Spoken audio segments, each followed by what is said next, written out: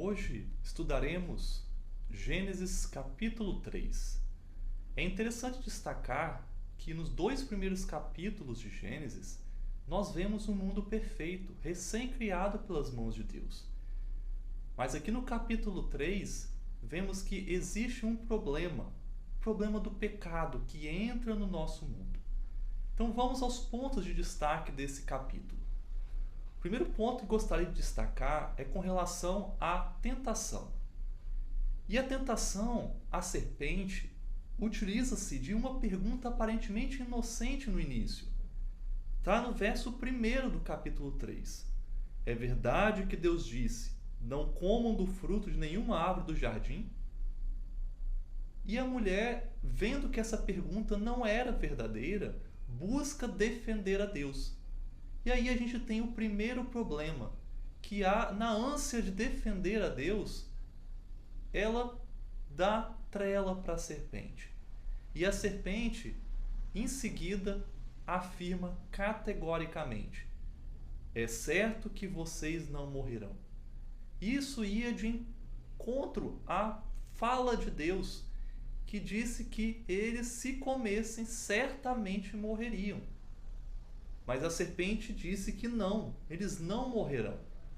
Do contrário, Deus estava privando eles de sabedoria. No verso 5, porque Deus sabe que no dia em que dele comerem, os olhos de vocês se abrirão, e como Deus vocês serão conhecedores do bem e do mal. Essa ânsia de conhecimento, de experimentar algo que estava além do seu conhecimento, foi o que fez Eva cair em tentação. Então tenhamos cuidado quando o diabo se apresenta com coisas aparentemente interessantes, seja em um vídeo da internet, seja em uma situação inusitada. Vamos ficar atentos com isso.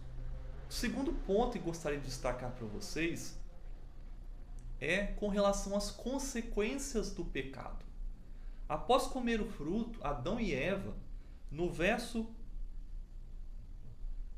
10, está dito: porque estava nu, tive medo e me escondi. Primeira consequência do pecado foi a vergonha, foi o medo que atingiu o primeiro casal. E com isso, eles se esconderam da presença de Deus. Eles se afastaram de Deus. Essa é a segunda consequência do pecado. E por último, uma terceira consequência do pecado, imediata, logo depois que ele foi cometido, foi que eles começaram a culpar um ao outro. O pecado estraga relacionamentos. E para a gente consertar esse problema do pecado, a gente vencer o pecado, a gente precisa fazer o sentido inverso. Precisamos nos achegar a Deus, achegar com fé, confiadamente, sem medo, e confessar os nossos pecados, nos arrependendo. Não adianta a gente colocar a culpa em outras coisas, nós precisamos confessar esse pecado. E o terceiro ponto que eu gostaria de destacar é com relação à ação de Deus para consertar esse erro que foi cometido. Deus, ele agiu.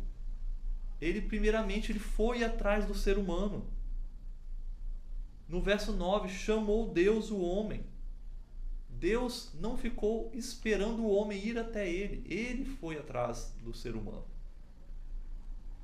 E no verso 15 está dito que Deus iria colocar uma inimizade entre a serpente, entre o diabo e os seres humanos.